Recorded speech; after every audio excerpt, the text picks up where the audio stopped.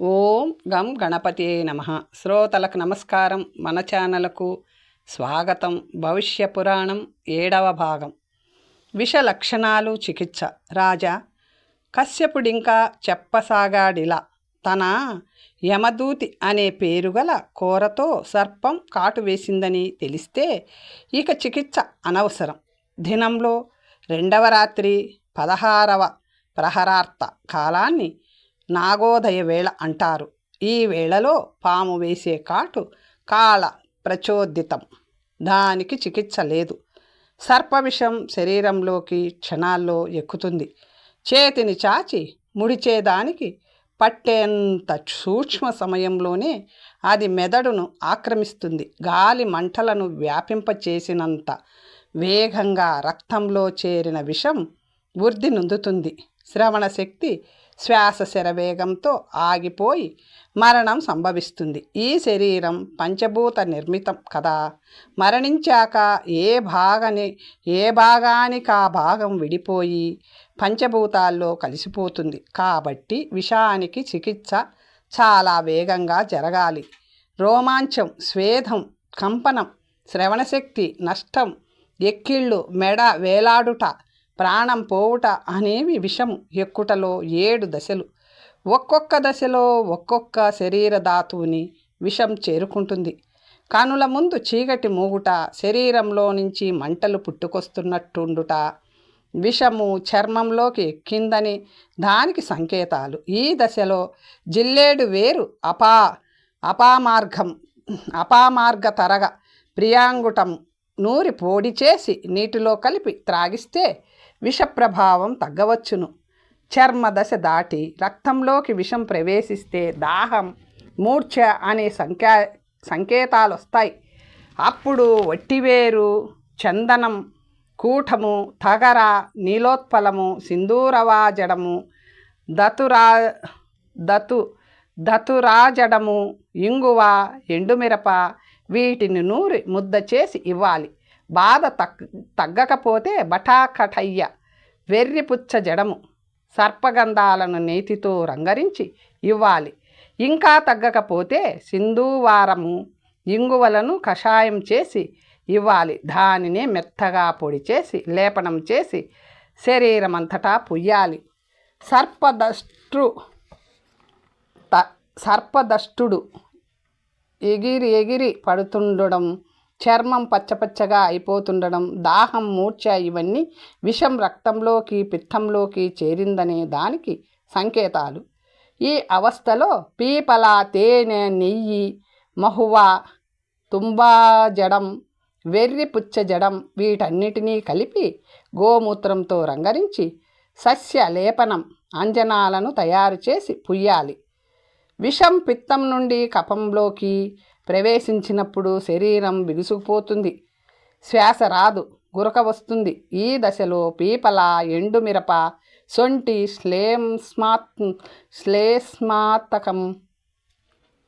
శ్లేష్మాతక, లోధ, మధుసార పొడులను సమాన పాళ్లల్లో కలిపి గోమూత్రంతో రంగరించి లేపనం, అంజనం చెయ్యాలి. నీటిలో వేసి త్రాగించడం కూడా చేయవచ్చు. కఫంలో నుంచి వాతంలోకి విషం వెళ్ళిపోయినప్పుడు పొట్ట ఉబ్బిపోతుంది, కనులు పనిచెయ్యవు. అప్పుడు శోణాజడం, ప్రియాలం, గజపీపలం, భారంగి, వచ, దేవదారు, మహువ, సింధూవారం, ఇంగువలను పొడి చేసి గోళీలను తయారు చేసి రోగికి తినిపించాలి. అంజన లేపాలను కూడా వేయాలి. వాతం నుండి విషము ఎముకలలోనికి మూలుగకు చేరినప్పుడు రోగి శరీరం శిథిలమైపోయి ఏ అంగము పనిచేయదు. అప్పుడు నెయ్యి, తేనె, పంచదార కలిపిన కణము, చందనము కలిపి పానీయం చేసి త్రాగించాలి. ఈ దశ కూడా దాటిన వారిని సాధారణ వైద్యులు బతికించలేరు. సిద్ధమంత్రాలు, కొన్ని అవరూప ఔషధులు, మృత సంజీవిని వంటివి గల సిద్ధులే బ్రతికించగలరు. సర్పజాతులు, కాట్ల ప్రభావము, నాగపంచమి పూజాఫలము. సర్ప, బాలసర్ప, సర్పిణి, సూతిక, నపుంసక, వ్యంతర అనే రకాలుగా విభజింపబడ్డ సర్పాల్లో కాటు తేడా, చికిత్స భేదము ఉంటాయి. సర్పం కాటేస్తే కనులు పైకి వెళ్ళిపోతాయి. బాలసర్పం కాటుకి కుడివైపు బాలసర్పిణి కాటుకి ఎడమవైపు చూపు వంగుతుంటుంది. గర్భిణీ సర్పం కాటుకి చెమట ఊరగా ప్రసూతి కాటుకి రోమాంచం కంపనలు కలుగుతాయి. నపుంసక సర్పం కాటుకి దేహం ముక్కలైపోతుంది. సర్పానికి పగలు, సర్పిణికి రాత్రి, నపుంసకానికి సంధ్యవేళ విషం అధికంగా ఉంటుంది. పాము ఏ రకందో తెలుసుకుంటే చికిత్స సులభమవుతుంది. దర్వీకర, మండలి, రాజిల, వ్యంతర అని సర్పాల్లో 4 రకాలున్నాయి. అవి క్రమంగా వాత, పిత్త, కఫ, సన్నిపాత స్వభావాలను ఎక్కువగా కలిగి ఉంటాయి. సర్పాల్లో కూడా వర్ణ వ్యవస్థ ఉంటుంది. బ్రాహ్మణ సర్పం కాటేస్తే మంట, దాహం ఎక్కువగా పుడతాయి. ప్రబల మూర్ఛ, ముఖము నల్లనగుట, ఎముకల మధ్య మూలుగు, స్తంభించుట జరుగుతాయి. అప్పుడు రోగికి అశ్వగంధ, వావిలి, ఉత్తరేణు, వ్రేళ్ల మిశ్రమాన్ని నెయ్యితో రంగరించి ముక్కు ద్వారా నీటితో తడిపి నోటి ద్వారా లోనికి పంపించాలి. క్షత్రియ సర్పద్రష్టునికి మూర్ఛ, దృష్టి, పైకెగుట, విపరీతమైన నొప్పి, చెరుపు, మరుపు కలుగుతాయి. అప్పుడు అకమందు, మొక్కవేరు, ఉత్తరేణు, ఇంద్రాయణము, ప్రేంకణం కలిపి పొడిని ముక్కు ద్వారా ముద్దను నోటి ద్వారా రోగిలోనికి పంపించాలి. ఇంద్రియాలు మనగా వెర్రిపుచ్చ వైశ్వ సర్పం కాటేసిన వ్యక్తికి కఫం, లాలాజనం ఎక్కువగా పైకి వచ్చుట, మూర్ఛ, చైతన్య నూన్యత లక్షణాలు. వీటికి అశ్వగంధ, గృహధూమ, గుగ్గిల, శిరీష, అర్క, శ్వేత, గిరికర్ణిక వీటన్నిటినీ గోమూత్రంతో రంగరించి ముక్కు ద్వారా నోటి ద్వారా పంపితే సర్పబాధ వెంటనే దూరమవుతుంది. శూద్ర సర్పం కాటు తగిలిన వానికి చలువ కమ్మేసి జ్వరం వస్తుంది. అన్ని అంగాలు దురద వేసినట్టుగా కదులుతాయి. అప్పుడు కమలం, దాని కేసరం, లోద్ర, చెరకు, తేనె, మధుసార, శ్వేత, గిరికర్ణి వీటన్నిటినీ సమపాళ్లల్లో గ్రహించి చల్లని నీటితో రంగరించి ముక్కు ద్వారా నోటి ద్వారా రోగిలోనికి పంపిస్తే విష ప్రభావం తగ్గుతుంది.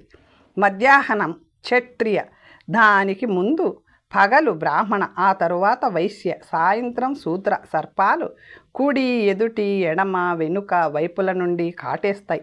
అయితే కామజ్వర పీడితములైన సర్పాలు ఈ నియమాలకు విరుద్ధం. సర్పాలకు వాసనలుంటాయి. బ్రాహ్మణ, క్షత్రియ, వైశ్య, శూద్ర సర్పాలు క్రమంగా పుష్ప, చందన, నెయ్యి, చేపల వాసనలను కలిగి ఉంటాయి. అవి అదే క్రమంలో నదులు, తోటలు, పవిత్ర స్థానాల్లోనూ, గ్రామ నగర ద్వారాల కూడలిలోనూ, శ్మశాన, ఉషర, ధూళి, గడ్డి చెట్లలోనూ, అపవిత్ర స్థానాలు, నిర్జన వనాలు, శూన్య గృహాలు వంటి చోట్లలోనూ నివసిస్తాయి. పాముల రంగుల్లోనూ ఆయా వర్ణాల స్వభావాలు కనిపిస్తాయి. తెల్లగా ఉన్న, నల్లగా ఉన్న, అగ్ని సమాన తేజస్సు ఉండి సాత్వికంగా కనిపిస్తాయి. బ్రాహ్మణ సర్పాలు పెసలు లేదా బంగారు రంగులో మెరుస్తుంటాయి. క్షత్రియ సర్పాలు అవిసెరు, పువ్వు రంగులో, వైశ్య సర్పం మిగతా రకరకాల రంగుల్లో, శూద్ర సర్పాలు మెరుస్తుంటాయి. నాగదేవత ఎల్లప్పుడూ పూజిస్తూనే ఉండాలి. ముఖ్యంగా పంచమి నాడు పాలు, పెరుగు నైవేద్యం పెట్టాలి. శ్రావణ శుక్ల పంచమి నాడు ద్వారానికి ఇరువైపులా పేడతో చేసిన నాగప్రతిమలను ఉంచాలి. పెరుగు, పాలు, గరిక, పూలు, దర్భలు, గంధం, అక్షతలు అనేక రకాల నైవేద్యాలతో నాగపూజ చేసి బ్రాహ్మణులకు భోజనాలు పెట్టాలి. భాద్రపద పంచమి నాడు అనేక రంగుల్లో నాగ చిత్రాలు గీసి పైన చెప్పిన విధంగానే పూజించి గుగ్గిల ధూమం వెయ్యాలి. అప్పుడు తక్షకాది మహానాగాలు ప్రసన్నులవుతారు. ఆ భక్తుడికి 7 తరాల దాకా సర్పబాధ ఉండదు. ఆశ్వయుజ పంచమి నాడు కుశదర్భలతో నాగాకృతిని చేసి పాలు, నెయ్యి, నీరులతో స్నానం చేయించి పాలు, గోధుమలతో వండిన నైవేద్యాలను సమర్పిస్తూ పై విధంగా పూజించాలి. వాసుకి వంటి మహానాగులు సంతృప్తి చెంది ఆ భక్తునికి నాగలోక ప్రాప్తిని కలిగిస్తాయి. ఓం కురుకుళ్ళే ఫట్ స్వాహ అనే మంత్రం నిత్యం జపించబడే చోటికి సర్పాలు రాలేవు. షష్ఠీకల్పం స్కంద షష్ఠీ వ్రత మహిమ. శతానికుని అభ్యర్థన మేరకు షష్ఠీ తిథిని గురించి సుమంతుతముని ఇలా చెప్పసాగాడు. మహారాజా, ఇది గొప్ప తిథి, అన్ని కోరికలను తీర్చే శక్తి కార్తీక షష్ఠికున్నది. రాజ్యచ్యుడైన రాజు రాజ్యచ్యుతుడైన రాజు ఈ వ్రతాన్ని చేస్తే పునః రాజ్యం లభించగలదు. విజయం ఏ రంగంలో కోరికైన వారైనా దీన్ని అనుష్ఠించి దాన్ని పొందగలరు. కార్తికేయునికి అత్యంత ప్రియమైనది షష్ఠి. ఆయన పుట్టినది రోజే.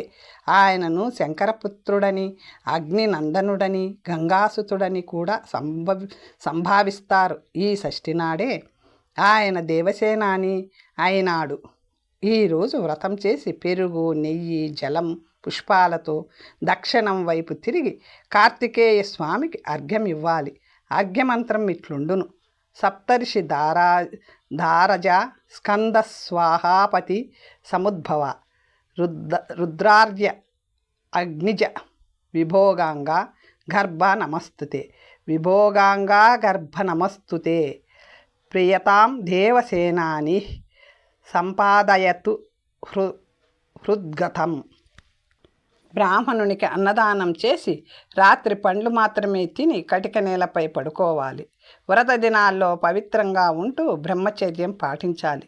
శుక్ల కృష్ణ 2 పక్షాల షష్ఠీ దినాల నాడు ఈ వ్రతం చేయాలి. ఈ వ్రతం చేస్తే స్కంద భగవానుని దయచేత సిద్ధి, ధృతి, తుష్టి, రాజ్య, ఆరోగ్యములు, ముక్తి లభిస్తాయి. ఉపవాసం చేయలేని పురుషులు రాత్రి వ్రతం మాత్రమే చేయవచ్చు.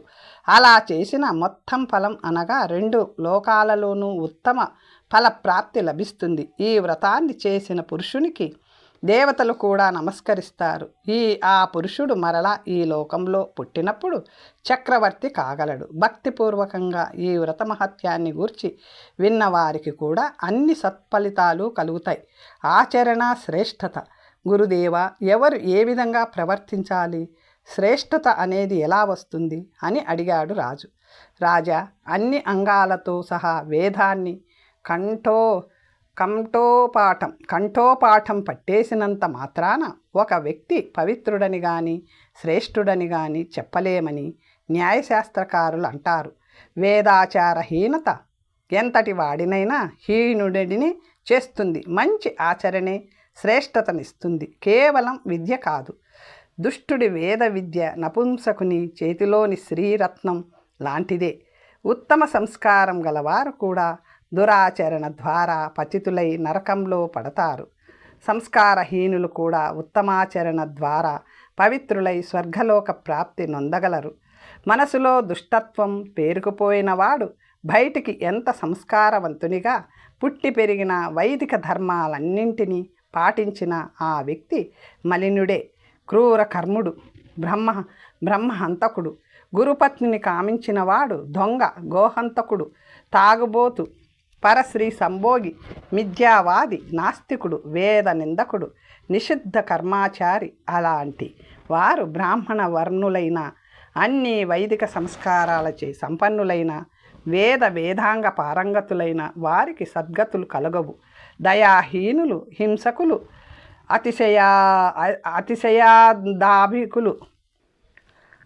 అతిశయాదాంభికులు, కపటులు, లోభులు, చాటున కొండెములు చెప్పువారు, అతిశయ దుష్టులు, వేదం చదివి కూడా సమాజాన్ని తప్పుతారి పట్టించేవారు, ఆ వేదమునే అమ్ముకునేవారు, మోసం చేసి బతికేవారు, అగ్రవర్ణులైన మానవులుగా అధమాధములు, అగ్రాహ్యమేదో గ్రహించిన వారు, అన్యాయాన్ని, కుమార్గాన్ని త్యాజించిన వారు, సత్యవాదులు, సదాచారులు, నియమపాలకులు, జితేంద్రియులు, ఆచార సదాచరణలో స్థిరులు, అందరి హితాన్ని కోరేవారు, వేదాంగాల శాస్త్రాల మర్మ మెరిగిన వారు, సమాధి స్థితులు, సంగరహితులు, అత్యాసక్తి లేనివారు, వేదం చదవడం చెప్పడం ఇష్టపడి చేసేవారు, అహంకారం లేనివారు, తపస్సులు, అన్ని శాస్త్రాలను సమాజ హితం కోసం శ్రద్ధగా చదివేవారు బ్రాహ్మణులు అనబడతారు. ఇన్ని మంచి లక్షణాలుంటేనే వారిని భూదేవులని, భూసురులని పూజించేవారు. శమ, ధమ, తప, శౌచ, క్షమ, రుజుత, జ్ఞాన, విజ్ఞాన, ఆస్తిక్యాలు బ్రాహ్మణుల సహజ గుణాలు. సహజ కర్మలు జ్ఞాన రూపమైన శిఖ, తపోరూపమైన యజ్ఞోపవీతము, బ్రాహ్మణుల క్షణాలని, బ్రాహ్మణ లక్షణాలని మనుధర్మశాస్త్రం చెబుతుంది. పాపకర్మలకు జీవితాంతం దూరంగా ఉంటూ ఉత్తమాచరణ చేసేవాడు బ్రాహ్మణ సమానుడవుతాడు. శీలయుక్తుడైన శూద్రుడు ఆచారరహితుడైన బ్రాహ్మణుని కంటే ఉత్తమ బ్రాహ్మణుడు. కార్తికేయ షష్ఠి వ్రత మహిమ. భాద్రపద షష్ఠి అన్ని పాపాలను హరించి పుణ్యప్రదానం చేసే ఉత్తమ తిథి. సర్వమంగళాలను కళ్యాణాలను సమకూర్చే ఈ తిథి అంటే కార్తికేయునికి చాలా ఇష్టం. ఈరోజు చేసే స్నాన దానాదులు అక్షయ ఫలదాయకాలు. దక్షిణం వైపు కుమారిక క్షేత్రమందున్న కార్తికేయుని ఈ తిథి నాడు దర్శించిన వారు బ్రహ్మహత్య వంటి మహాపాతకాల నుండి కూడా విముక్తులవుతారు. భక్తిపూర్వకంగా కార్తికేయుని పూజ చేసిన వారు ఇహలోకమందు మనోవాంఛిత ఫలప్రాప్తిని, తదనంతరం ఇంద్రలోక నివాసాన్ని పొందుతారు. ఇటుక, రాయి, కర్రలతో శ్రద్ధాసక్తులతో కార్తికేయ మందిరాన్ని తయారు చేసుకున్నవాడు బంగారు విమానంలో ఊరేగి చివర కార్తికేయ లోకాన్ని చేరుకుంటారు. స్వామి మందిరంలో ధ్వజాన్నెత్తించి చీపురతో మందిరాన్ని తుడిచేవానికి రుద్రలోకం ప్రాప్తిస్తుంది. చందనం, అగరు, కర్పూరాదులతో ఈ స్వామిని పూజించేవానికి గుర్రాలు, ఏనుగులు, సేనాపతి పదవి లభిస్తాయి. స్వామిని పూజించి యుద్ధానికి వెళ్ళిన రాజుకి అపచయం ఉండదు. చంపకాది వివిధ పుష్పాలతో కార్తికేయుని పూజించిన వానికి శివలోక ప్రాప్తి సిద్ధిస్తుంది. భాద్రపద షష్ఠి నాడు నూనె పదార్థాలు తినరాదు. వ్రతమును పూజను చేసి ఆ రోజు రాత్రి మాత్రమే భోజనం చేసేవాడు సర్వపాప విముక్తుడై కార్తికేయ లోకాన్ని చేరుకుంటాడు. కార్తికేయ స్వామిని నిత్యం పూజించేవాడు కుమారికా క్షేత్రంలో స్వామిని దర్శించేవాడు అఖండ శాంతిని పొందుతాడు. సప్తమి కల్పం, సూర్య పరివారం, శాఖ సప్తమి గురించి తెలుసుకుందాం. మహారాజా, సప్తమి తిథిని గురించి చెబుతున్నాను. సూర్యభగవానుడు సప్తమి నాడే ఆవిర్భవించాడు. ఆయన అండంలోంచి వచ్చాడు. అండంలో చాలా కాలం పాటు వృద్ధి నొందడం వల్ల ఆయనను మార్తాండ నామంతో పిలుస్తారు. అండంలోనున్న కాలంలోనే దక్ష ప్రజాపతి తన కూతురైన రూప అనే రూపవతిని ఆయనకిచ్చి వివాహం చేశారు. రూప యొక్క మరో పేరు సంజ్ఞ. మిగతా పురాణాల్లో ఈమె విశ్వకర్మ కూతురని చెప్పబడింది. దక్షుని యజ్ఞచే విశ్వకర్మ సూర్యుని శరీరాన్ని సంస్కరించాడు. దానివల్ల సూర్యుడు అతిశయ తేజస్వి అయ్యాడు.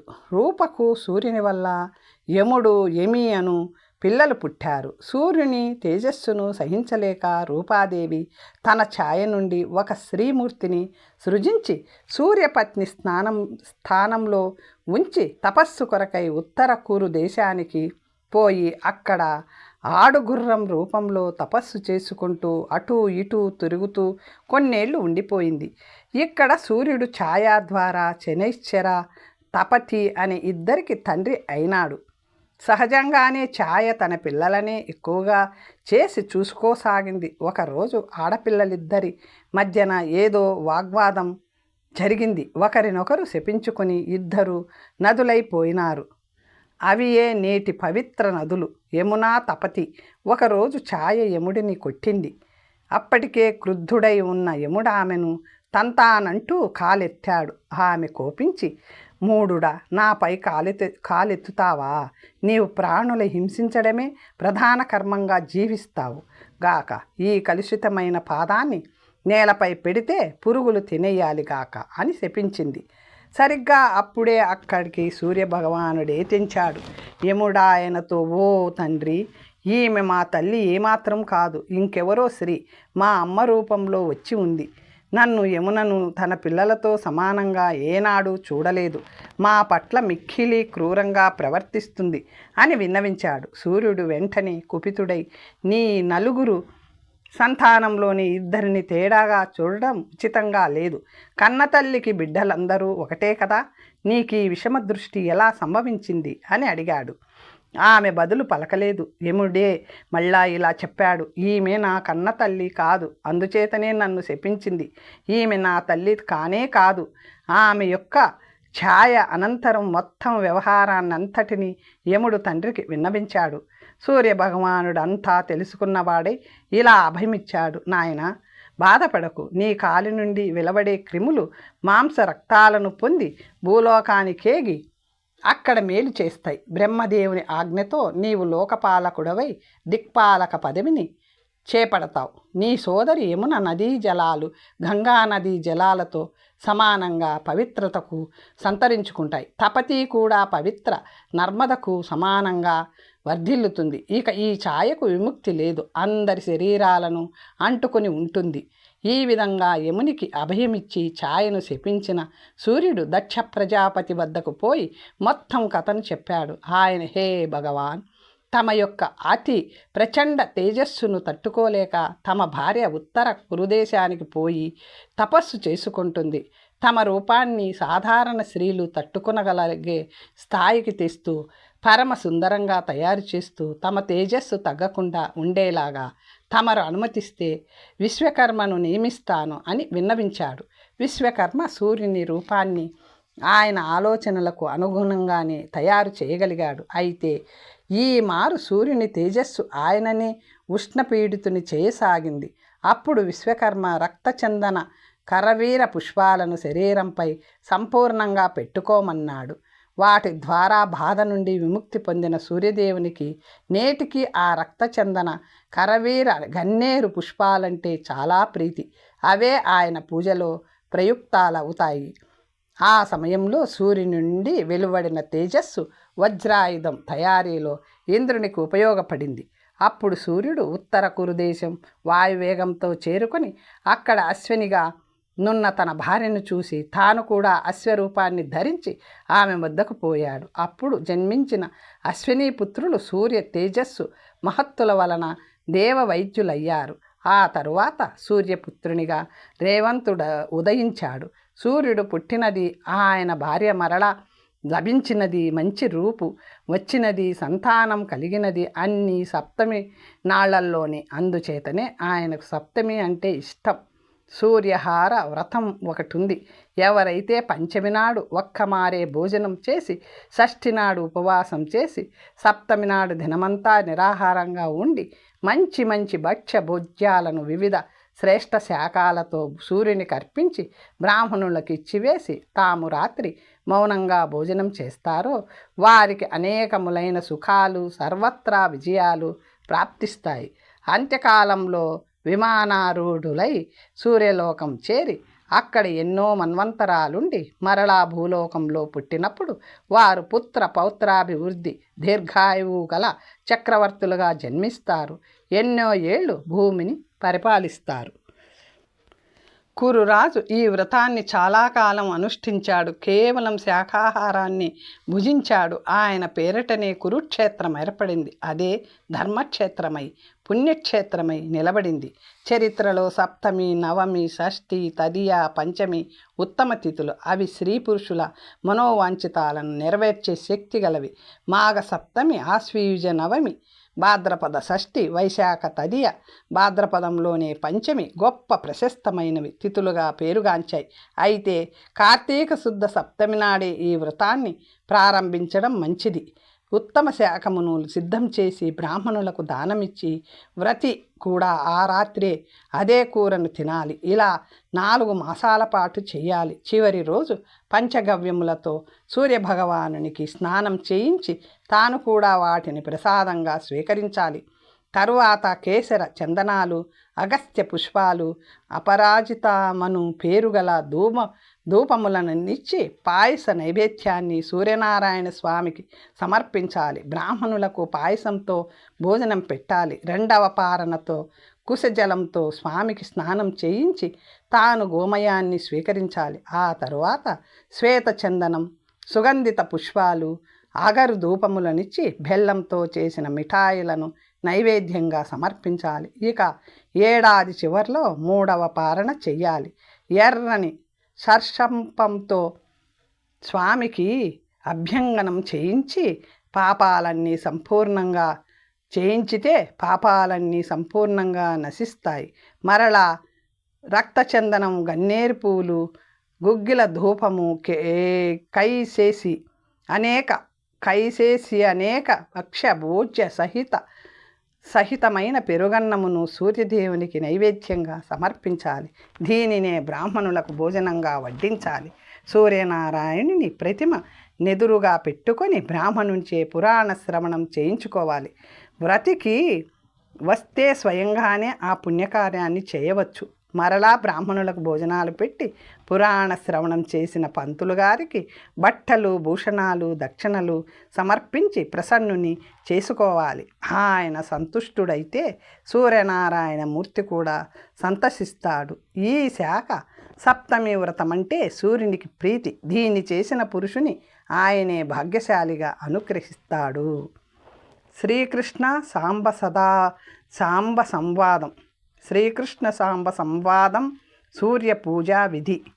మునీంద్ర, సూర్యనారాయణమూర్తి ప్రభావాన్ని మహిమని ఇంకా వినాలని ఉంది అన్నాడు శతానికుడు. రాజా, ఈ విషయమై ఒకమారు శ్రీకృష్ణుడు ఆయన పుత్రుడైన శాంబునికి బోధించిన పరమార్థం చెప్తాను విను. శాంబుడు ఒకమారు తన తండ్రి అయిన శ్రీకృష్ణుణ్ణి ఇలా అడిగాడు.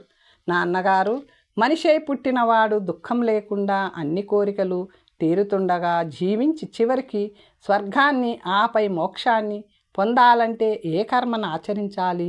సర్వజ్ఞులైన మీరే ఈ అంశాన్ని వర్ణించి చెప్పగలరు. ఈ ప్రపంచంలో దుఃఖాలను వ్యాధులను చూసి నేను విరక్తి చెంది ఉన్నాను.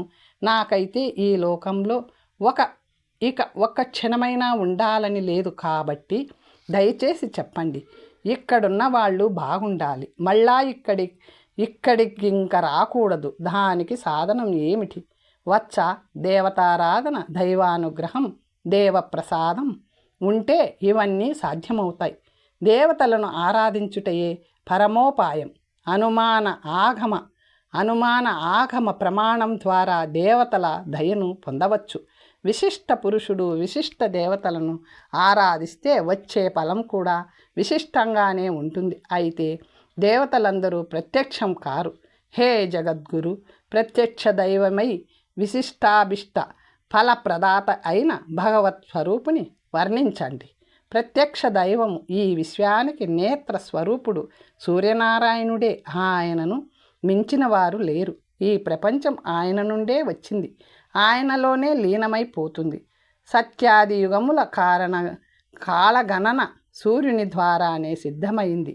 గ్రహ నక్షత్ర యోగ కారణ రాశి ఆదిత్య వసు రుద్ర వాయు అగ్ని అశ్విని కుమార ఇంద్ర ప్రజాపతి దిశలు భువ స్వహ ఆది లోకాలు పర్వత నదీ సముద్ర నాగాది సంపూర్ణ విషయాలు ఉత్పత్తికి ఏకమాత్ర హేతువు సూర్యనారాయణ స్వామి. ఈ చరాచర జగత్తు ఆయన ఇచ్ఛా మాత్రము వల్ల పుట్టి పెరుగుతుంది. ఈ సంసారం ప్రయత్నశీలమైనది. సూర్యానుగ్రహం వల్లనే సూర్యోదయాన పుట్టిన ఈ జగత్తు సూర్యుడు లేకుంటే లేదు. ఆయన కంటే అధికుడైన దేవుడే లేడు, ఇకపై ఉండడు. వేదశాస్త్ర పురాణ ఇతిహాసాది ప్రాచీన సాహిత్యమంతటా పరమాత్మ అంతరాత్మ అనే శబ్దాల ద్వారా సూర్యుడే ప్రతిపాదించబడ్డాడు. ఆయన సంపూర్ణ గుణాలను ప్రభావాలను వర్ణించాలంటే 100 ఏళ్ళు కూడా చాలదు. స్వయంభూ అవ్యయ స్వరూపుడైన సూర్యుని ఇందుచేతనే దివాకర గుణాకర సర్వస్వామి స్రష్ట స్థితికారక లయకార గుణాలంకారునిగా సూర్యుని సంభావిస్తారు. సూర్య పూజ ఎలా చేయాలంటే సూర్యమండలాన్ని రచించుకొని ప్రొద్దున మధ్యాహ్నం సాయంత్రం పూజించి ఉపస్థానం చేసేవారికి పరమగతి ప్రాప్తిస్తుంది. అదొక పూజా విధానం. మరొకటి ప్రత్యక్షంగా భక్తిపూర్వకంగా సూర్యుని ఆరాధించడం. ఇలా చేసేవానికి అసాధ్యముండదు. తన అంతరాత్మలోని మండలస్థుడైన సూర్యభగవానుని ప్రతిష్ఠించుకొని తన బుద్ధి ద్వారా నిశ్చిత రూపంలో దర్శించి బయట ఆయనకు ధ్యాన పూర్వకంగా పూజ హోమము జపం చేసి అర్పించడం మరొక పద్ధతి. ఇలా చేయగలిగిన వానికి ఇహలోకంలో అన్ని కోరికలు తీరగా దేహాంతమందు సూర్యలోక గతి ప్రాప్తిస్తుంది. కాబట్టి ఓ పుత్ర, నీకు ఇక్కడ సుఖం ముక్తి కావాలంటే విధిపూర్వకంగా తన్మయతతో ఆ ప్రత్యక్ష దైవమైన సూర్యభగవానుని ఆరాధించు. అప్పుడు నీకు ఆధ్యాత్మిక, ఆది భౌతిక, ఆది దైవిక దుఃఖాలనేవి ఉండవు. ఆయన శరణులోనికి వెళ్ళిన వానికి ఏ భయము ఉండదు.